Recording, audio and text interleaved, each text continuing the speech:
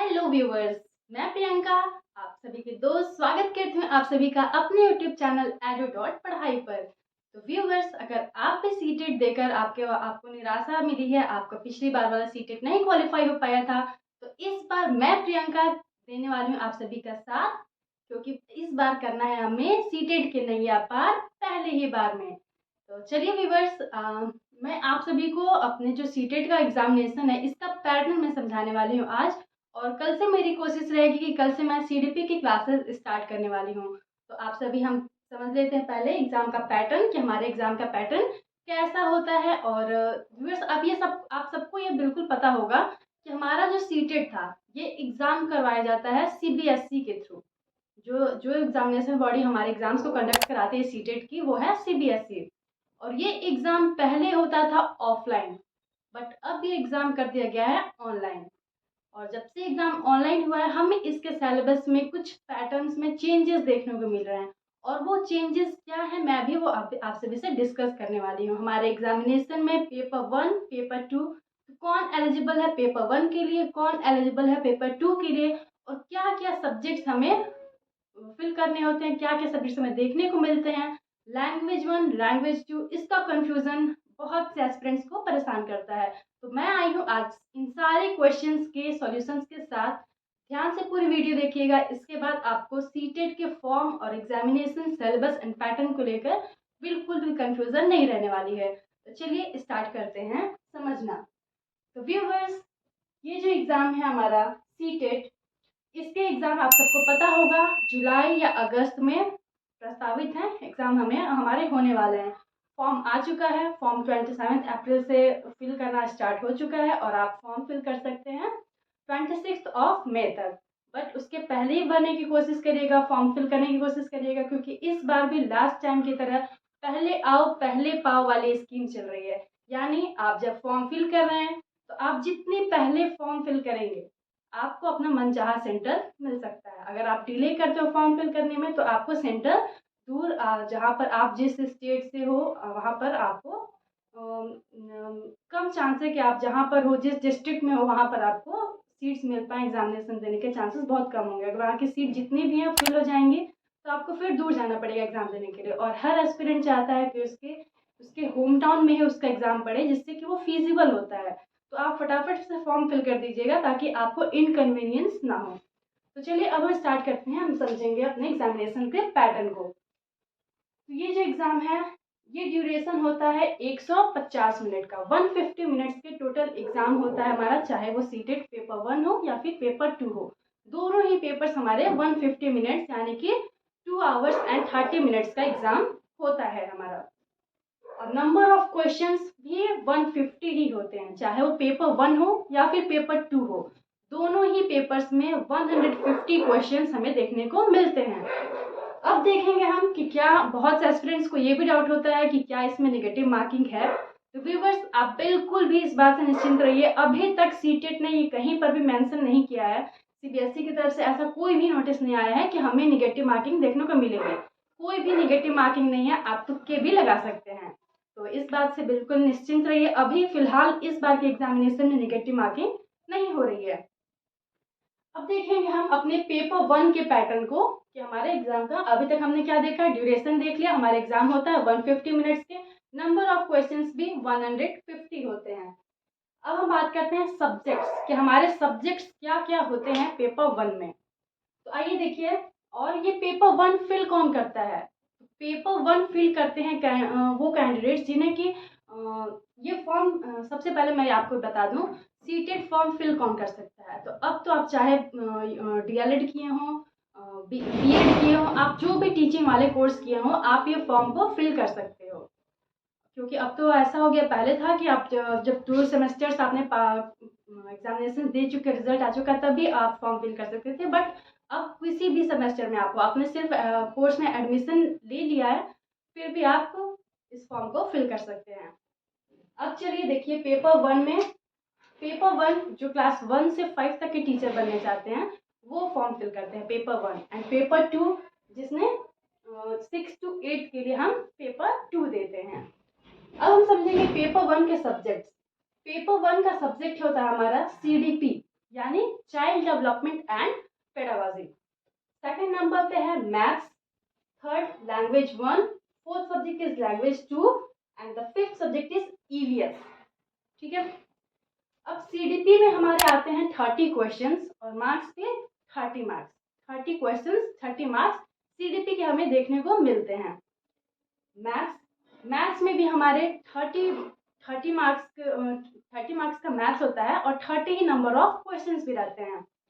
Language 1 और language 2 इसको लेकर बहुत एस्पिरेंट्स को कंफ्यूजन रहता है। तो देखिए लैंग्वेज 1 में हमारा क्या होता है, आप हिंदी, इंग्लिश, उर्दू, मराठी, पंजाबी, आपकी जो भी लैंग्वेज हो, आप जिस लैंग्वेज के साथ आपको ज़्यादा प्रिपेयर्ड हो, आपकी जो भी लैंग्वेज आपको हो, आप वो लेंगे लैंग्वेज 1 में। और हमेशा आपका जो भी सब्जेक्ट स्ट्रांग है, आप अगर इंग्लिश में प्रोफिशिएंट हो, आप अगर हिंदी में प्रोफिशिएंट हो, या फिर कोई भी अलग लैंग्वेज, उर्दू, मराठी, जिस लैंग्वेज में आप ज़्यादा प्रोफिशिएंट हो उसको हमेशा आप भरिए लैंग्वेज 1 पे। क्योंकि in language comparison of language 1 and language 2, जो भी हम लैंग्वेज 1 में फिल करते हैं वो थोड़ा सा हमारा टफ पार्ट होता है, उसके क्वेश्चंस थोड़ा सा डीप आते हैं। एंड जो लैंग्वेज 2 होता है हमारा, वो थोड़ा सा इजी आता है। तो अगर आप हिंदी आपको अच्छे से आती है तो आप लैंग्वेज 1 में हिंदी फिल करिएगा, और लैंग्वेज 2 इंग्लिश या फिर संस्कृत, उर्दू, आप जो भी चाहिए लैंग्वेज 2 में आप फिल करेंगे। तो आपका ये डाउट होप करती हूँ यहाँ से क्लियर होगा कि लैंग्वेज 1 में आपको क्या फिल करना है, लैंग्वेज 2 में क्या फिल करना है। लैंग्वेज 1 में आप फिल करोगे इंग्लिश, हिंदी, उर्दू, आप जो भी सब्जेक्ट आपका ज़्यादा स्ट्रॉन्ग है आप उसे लैंग्वेज 1 में फिल करिए, एंड लैंग्वेज 2 आप अदर लैंग्वेज भर सकते हैं। जैसे कि अगर आपकी हिंदी अगर अच्छी है तो आप लैंग्वेज 1 में हिंदी भरेंगे, और अगर इंग्लिश अच्छी है तो आप लैंग्वेज 1 में इंग्लिश, और अदर लैंग्वेज 2 में आप दूसरे सब्जेक्ट को फिल करेंगे। ईवीएस है हमारा, ईवीएस भी हमारा होता है 30 मार्क्स का, नंबर ऑफ क्वेश्चंस भी 30 रहेंगे और मार्क्स भी 30 रहेंगे। और ये जो ईवीएस होता है ये हमारा क्लास 3 to 5 तक की जो भी ईवीएस की बुक्स होती हैं, उन ईवीएस के बुक्स को आप पढ़ेंगे तो वो आपका कवर हो जाता है। लेकिन अभी कुछ चेंजेस भी हुआ, मैं आपको आगे डिस्कस करूंगी क्या चेंजेस हमें देखने को मिले हैं इस ऑनलाइन एग्जाम में, जो इस बार हुआ था एग्जाम, उसमें कुछ चेंजेस भी देखने को मिले थे, तो वो भी मैं आपसे आगे डिस्कस करने वाली हूँ। तो ये थे। अब एक और इम्पॉर्टेंट समझने वाली बात है, ये जो हमारा सीडीपी पार्ट है, ये हमारा 30 मार्क्स का टोटली सीडीपी यानी चाइल्ड डेवलपमेंट एंड पेडागोजी। लेकिन ये जो हमारे सब्जेक्ट्स हैं, maths, language 1, language 2 and EVS, ये हमारे 30 मार्क्स के होते हैं। बस इसमें जो कंटेंट होता है, कंटेंट हमारा आता है 15 मार्क्स का, एंड 15 मार्क्स का आता है हमारा सब्जेक्ट पेडागोजी, यानी हम जिसे कहते हैं सब्जेक्ट का शिक्षण शास्त्र। हिंदी में हम उसे शिक्षण शास्त्र कहते हैं, इंग्लिश में आप उसे सब्जेक्ट पेडागोजी कह सकते हो। कि आप बच्चों को किस तरह से पढ़ाओगे, कौन से टेक्निक लगाओगे, कैसे पढ़ाओगे आप, उसकी टेस्टिंग होती है। यानी कि अगर हमारा मैथ्स है, मैथ्स में आपको 50 नंबर देखने को मिलेगा क्वेश्चंस के। और मैथ्स के जो पर्सनली मेरा भी मैथ्स वीक है, बट मैं आपको बता दूं कि आपको मैथ्स से सीटेड में एटलीस्ट बिल्कुल भी डरने की ज़रूरत नहीं है, क्योंकि सीटेड का मैथ्स आप चाहे कितने भी एग्जाम दे लो, आपको सबसे इजी मैथ्स आपको सीटेट में ही देखने को मिलता है। आपको अगर बिल्कुल बेसिक नॉलेज है सीट मैथ्स की, तो आप सीटेट का मैथ्स बिल्कुल इजीली कर सकते हो। जो भी कंटेंट वाला पार्ट है मैं उसकी बात कर रही हूँ। अब जो नेक्स्ट 15 नंबर्स के हैं, ये आपका आएगा मैथ्स का जो सब्जेक्ट पेडागोजी है वो। और इसके लिए आपको करनी होगी अच्छी प्रिपरेशन, क्योंकि इसकी सब्जेक्ट पेडागोजी भी होती है, आपको वो भी तैयार करना होगा।